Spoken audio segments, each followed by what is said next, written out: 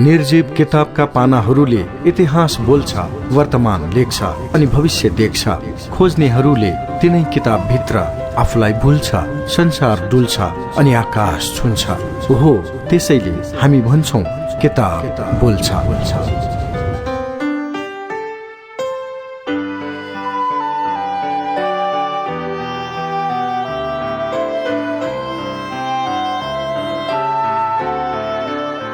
नमस्कार, स्वागत छ कार्यक्रम किताब बोल्छ। कार्यक्रम किताब बोल्छमा समाजले निकै रुचाएको, चर्चा परिचर्चा भइरहेको महत्त्वका विषय केन्द्रित पुस्तक वाचनकै माध्यमबाट तपाईलाई सुनाउने कार्यक्रम हो। कार्यक्रम किताब बोल्छ प्रत्येक साँझ 4:45 बजे प्रसारण हुन्छ र यसको पुनः प्रसारण बिहान 12:15 बजे तपाईँ सुन्न सक्नुहुन्छ। कार्यक्रम किताब बोल्छमा हामी वाचन गर्दैछौँ सरदार पण्डित राममणि आचार्य दीक्षितको पुराना सम्झना। केशवमणि आचार्य दीक्षितद्वारा सम्पादित यो पुस्तक 2029 साल श्रावण 17 गते प्रकाशित भएको हो। श्रीमती नलिनी देवी आचार्य दीक्षित शान्ति निकेतन पुस्तकालय गैरीधाराद्वारा प्रकाशित इतिहासका रोचक प्रसंग समेटिएको यो पुस्तक हलन्त बहिष्कारलाई ध्यानमा राखी सिर्जना गरिएको छ। यस पुस्तकको शब्द र भाव लेखककै हामी मात्र वाचन गरिरहेका छौं। 1970 सालमा समिति अड्डा खुल्यो। यो त मेरै अधीनमा थियो।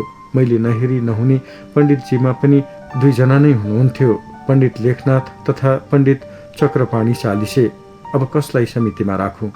असमञ्जस्य भयो र दुवैलाई 50 श्लोकमा राजप्रभा वर्णन लेखेर ल्याउनु भनेकोमा लेखनाथजीले राम राज्य र चक्रपाणीजीले राजप्रभा वर्णन लेखेर ल्याउनु भयो। आफ्नो आफ्नो ढाँचामा दुवै बेस लाग्यो। तैपनि लेखनाथको लेखनीलाई पहिला नै ठाने। दोस्रा स्थान चक्रपाणीजीले लिनुभयो। पारितोषिकमा भने कमी गरिन रु 50-50 नै दुवैजनालाई दिएर यो लेख पछि लालित्यमा छपाएको हुँ। अब पहिले लेखनाथजीलाई नै समितिमा आह्वान गराउनु पर्यो। सहयोग स्थायी रूपले गर्न पाउने भए भन्ने भएकोले उहाँलाई मेरो प्रस्ताव सुनाए। तर पण्डितजी श्री भीमको दरबार मलाई छाड्न नपरोस् भन्नु भएकोले उहाँकै स्थानमा चक्रपाणीजीलाई भर्ना गरेको हुँ। सम्बत 1969 सालदेखि 1977 सालसम्म त लेखनाथको निमित्त प्रशस्तै खर्च गर्नु परेको थियो। 1978 सालदेखि उहाँलाई मैले यसरी सहायता गर्नु परेन। यदाकदा केही दिने गर्दथे, यति हो। भननाको मतलब के भने लेखनाथलाई त्यो बेला काठमाडौँमा टिकाउने केवल मनै थिए। मैले लेखनाथलाई यहाँ कुल्लोले छोपेर राखेको थिएँ। समितिमा भर्ना नभए तापनि समितिको निमित्त लेख लेखाएर पैसा दिने गरेको हुँ। ठुलो कलम दिनु पर्यो भने त्यो मेरो आफ्नो खल्तीबाट जान थियो। यसतै घटनावश मैले लेखाएको संक्षिप्त गीतासार 300 रु आफूले दिएर लेखाई पुस्तक समितिको पेवा गराएको हुँ। सम्बत 1972-73 कुरा हो। म श्री 3 चन्द्रको सेवक, लेखनाथ श्री भीमको दरबारमा पढाउने पण्डित। तर हामी दुईको प्रेम भने अति प्रगाढ। मलाई लेखनाथ नभई नहुने, लेखनाथलाई राममणि। उहाँ साइला बाबाकै घरमा बस्नुहुन्थ्यो। साइला बाबा श्री पण्डित सदाशिव भीमको मानिस। हामी एकै परिवार भए तापनि दरबारको कुरा भने सर्वचिजै अलग्गै थियो। त्यो बेलाको चलनै यसतै थियो। लेखनाथजी इनताका बडो धर्म सङ्कटमा पर्नु भएको थियो। श्री बाबा सदाशिव उहाँसँग रिसाउनु भएछ र यो बाहुन यहाँ बस्न मन गर्दैन भनेर दरबारमा भन्नु भएछ। राममणिसँगको भने यत्रो घनिष्ठता, उता दरबारदेखि विरक्तता। श्री भीम पुत्रहरूलाई यो असह्य हुने कुरा हुने नै थियो। श्री 3 चन्द्रको ममाथि कृपा कटाक्ष नहुँदो हो त सायद मेरो स्थिति पनि लेखनाथजीको जसतै हुन बेर लाग्दैन थियो। तर 3 ताका मेरो भाग्य साह्रै बलियो थियो। श्री चिफ भीम शमशेरसम्मको मलाई जथाभावी गरेर अपहेलना गर्ने ताकत थिएन। एकपटक यसतै घटना घट्यो। श्री 3 चन्द्रले मलाई एउटा नक्सा हो या कागज, त्यो अहिले बिर्से, लिन कमान्डर इन चीफ भीम कहाँ पठाइ बक्स्यो। म गएँ। 3 को करिब 12-1 को टाइम हुँदो हो। कंगाल दरबारमा पुगेर हाजिर पठाएँ। माथि बोलाउनु भयो। कुछ समयमा आउनको कारण बताएँ। मसँग भित्रभित्रै उहाँ अप्रसन्न हुनुहुन्थ्यो। यो कुरा मलाई थाहा थियो। थाहा भए तापनि मैले श्री भीमलाई वास्ता गराउनु परेन, कहिल्यै ठानिन। उहाँले यही समयमा आफ्नो भावना जताउँदै ढाँचाले अलि झर्केर मलाई अलमलकै जवाब बक्सियो। मलाई पनि झोक चल्यो। हराउँछन् दाजु, झर्कन्छन् भाइ, त्यो पनि मसँग भन्ने भावना आयो र फर्केर यसै विनती गर्दछु भनेर निसकेँ। तल बग्गी थियो, चढेर सिंहदरबारतिर हिँडे। बुढा चिफको मनमा त ढ्याङ्ग्रो ठोकेछ। दौडा दौड गरेर आउनुभयो र बाटामै मलाई बग्गीबाट ओह्राली आफैसँग आफ्नै सवारीमा हालेर सिंहदरबार लिएर जानुभयो। मलाई चलाउन सक्ने उहाँको ताकत थिएन। त्यसैले मेरो रिस पनि बिचरा पण्डितजी उप बज्रन लागेछ। यो कुरा त सबै मलाई थाहा भएन। कविजी बराबर आउनु हुन्थ्यो। अब घर जान्छु, यहाँ बस्न मन लागेन भन्नुहुन्थ्यो। म भने यिनका कवितामा मुग्ध थिएँ। जसरी तसरी लेखनाथलाई रोक्नमै मेरो भित्री इच्छा थियो। उहाँको पनि मलाई छोड्ने मन त थिएन, तर परिस्थितिभित्र अर्कै परेछ। म त्यो के थाहा पाऊँ। पैसा दिन्थेँ, उहाँको गुणको तारिफ गर्दथेँ, उहाँलाई फकाउँथेँ, फुर्क्याउँथेँ, ढाडस दिन्थेँ। लेखनाथलाई आजभोलि दुःख परेको छ भन्ने बुझेको थिएँ। यो दुःख मेरा सामर्थ्य भन्दा बाहिरको भएकोले हटाउने चेष्टा गर्नु निरर्थक थियो। तापनि स्मृतिमा लेखनाथको बराबर प्रशंसा गरेर सिंहदरबारैतिर तान्ने कोसिस गरेको हुँ। 1972 सालदेखिको मेरो यो प्रयास हो। भाइको मानिस त्यसै ल्याउन नहुने र परिस्थितिले नमिल्ने पनि भएकोले होला 3-4 वर्ष महाराजाबाट केही भएन। यदाकदा दानको निमित्त लेखनाथलाई छानेर महाराजको अगाडि पार्ने पनि गर्दथे, तर यी प्रयास खेरै गए सरह भएका थिए।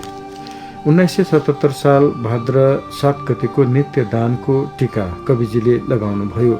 गौदान हुँदा आत्रेय गोत्राय लेखनाथ शर्मणे ब्रह्मणाय भनेर भननासाथ महाराजबाट राममणि कि लेखनाथ भनेको तिमी हौ भनेर सोधनी भएछ। पण्डितजीले उहुँ भन्नु भएछ। महाराजलाई पनि मन परेछ र दिउँसो मलाई ती लेखनाथ म कहाँ बस्छन् बस्दैनन् सोध भन्ने भयो। सोधेँ, यहाँबाट बेमानी नभई आउन पाउँछु भन्ने मन्जुर छ भन्ने जवाब दिनुभयो। त्यही कुरा महाराजामा विनती चढाएँ, तर पण्डितजीको नसिब, ती चिफले लेखनाथ गए भने मेरा केटाकेटी बिगर्ने छन् भनेर भन्नु भएछ। लेखनाथ आउन पाएनन्। उनको जीवन त्यसै बित्दै गयो। तर यिनताका भन्नाले 1976-77 तिर कविजीलाई चिफको दरबारबाट केही टेवा हुन लागेको पनि थियो। त्यसैले उहाँले सोझै छाड्छु भन्न सक्नु भएन। पहिलेको जस्तो दुःख यो समयतिर उहाँलाई थिएन। यो कुरा राम्ररी पिंजडाको सुगाले बताउँदछ। कविजीले पिंजडाको सुगा 73 सालको अन्ततिर लेख्नु भएको हो। यो कविता पनि ठुलो जोखिम उठाएर बलजफती मैले प्रकाशित गरेको हुँ।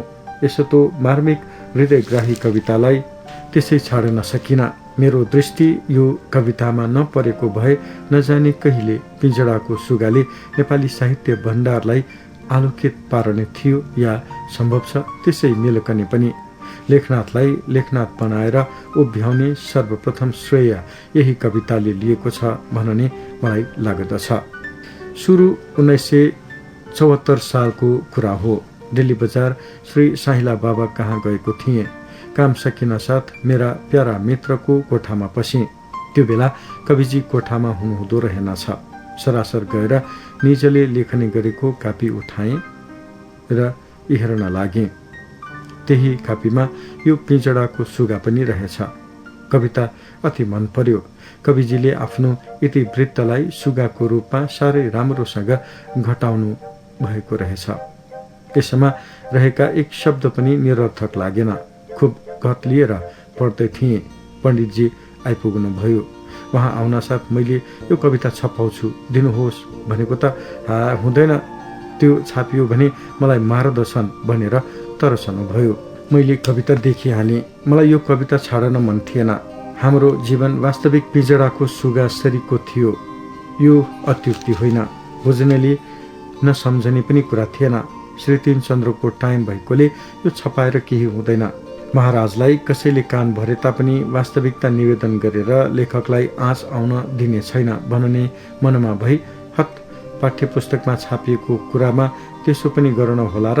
केही हुँदैन, म छपाइदिन्छु भनेर जबरजस्ती नै लगी तुरन्तै तेस्रो पुस्तकमा छपाइदिएको हुँ। श्री ज हिरण्यको धम्की, श्री साहिला बाबा पण्डित सदाशिव रिसाएर दरबारबाट पण्डितजीलाई उखाड्न गरेको प्रयास। त्यसो स्थितिमा तन मन धन दिएर हडबडाउनु हुँदैन। तपाईँ यही बस्नु पर्दछ, लेख लेख्नुहोस्, पछि तपाईँ ठुलो मानिस हुनुहुनेछ भनेर मैले कविजीलाई सम्झाएको घटनालाई उहाँले एउटा भन्दछ यो हो पाजी, अर्को भन्दछ यो हो पिराजी, भन्दछ तेस्रो आत्माराम, पढो पढोजी राखो नाम भनी यसरी प्रश्नसँग कवितामा व्यक्त गराउनु भएको हो। पिजडाको सुगा मैले कविजीलाई लेखन लगाएको होइन। यो उहाँको भित्री हृदयको उद्गार हो। हृदयको वेदनालाई कविको लेखनीले साकार भएर सेतो कालो गर्दै भावावेशमा बहेर उकेलिन, जुन ज्यादै मार्मिक हृदयग्राही र सरस भएर देखा पर्यो। यसको संरक्षण गर्नु मेरो कर्तव्य थियो। मैले आफ्नो जिम्मेवारी राम्ररी निभाएँ। कवितालाई जस्ताको तसतै प्रकाशित गराएर लेखकको भावनामाथि नचाहिँदा अडचन झिकेर आफ्नो राष्ट्रभक्ति जताउने पक्षलाई मैले कहिले ठिक ठानिन। मेरो यो स्वभावै थियो।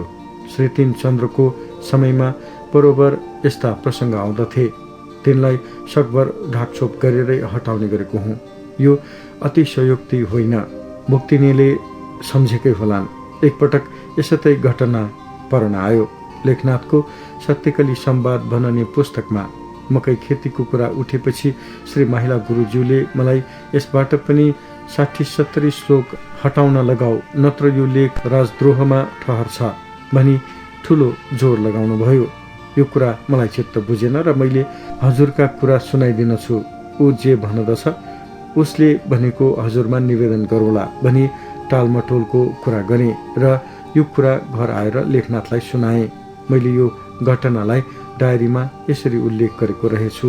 सम्वत 1977 साल भाद्र 4 गते बिहान सिंहदरबारमा गएको र मेरो कुरा भयो। लेखनाथको कवितामा उनी साह्रै डराए जस्ता छन्, झिकनु पर्ला भनी बडो जोड दिए। तर मैले सब कुरा भन्छु, उनी जे भन्लान् बिन्ती गर्छु भने कवितामा काटकोट गर्न के भनेर लेखनाथ दिन्थे। आफ्नो कवितालाई त्यसरी मनपरी गर्न दियो भने लेखनाथ मानिस भएन। सब कुरा उनलाई सुनाइदिन्छु र पछिबाट उनले जे भन्छ सुनाउनेछु। तर म जहाँ तक सम्झन्छु, लेखनाथको प्रकृति यदि थाहा पाउन सकेको रहेछु भने कदापि पानी फ्याँक्ने छैन। अब उसलाई के छ? राजाले पनि पर्दैन काट्न भन भएकै छ। अब त लेखनाथले जान्यो भने आफ्नो नाम राख्ने बेला पाइरहेछ। तर निज अलिकति लोभी छ। दाम पायो भने त जसको पनि कमारो हुन बेर मान्दैन। मान धन छैन, त्यसैले त्यसको कहिले काहीँ डर लाग्छ। मानिसले त मौका पाएको बेला काम गरी लाभ लिइहाल्नुपर्छ, नत्र नदीको बाढी जसतै बेल आउँछ जान्छ, मौका त्यसतै हुन्छ। हेरौँ अब लेखनाथ कुन बाटोबाट हिँड्न तयार हुनेछ। कार्यक्रम किताब बोल्छ तपाईँ सुन्दै हुनुहुन्छ। कार्यक्रममा हामी सरदार पण्डित राममणि आचार्य दीक्षितको पुराना सम्झना सुनाउँदैछौँ। केशवमणि आचार्य दीक्षितद्वारा सम्पादित यो पुस्तक श्रीमती नलिनी देवी आचार्य दीक्षित शान्ति निकेतन पुस्तकालय गैरीधाराद्वारा प्रकाशित पुस्तक हो। 2029 साल श्रावण 17 गते प्रकाशित यस पुस्तकमा इतिहासका रोचक प्रसङ्ग समेटिएको छ। यस पुस्तकको अर्को अंश सुनाउन भोलि यसै समय उपस्थित हुनेछु। आजको लागि भने कार्यक्रमबाट प्राविधिक सहकर्मी रेहान महर्जनलाई धन्यवाद दिँदै म सुरजवीर वज्राचार्य छुट्टिन्छु। नमस्कार।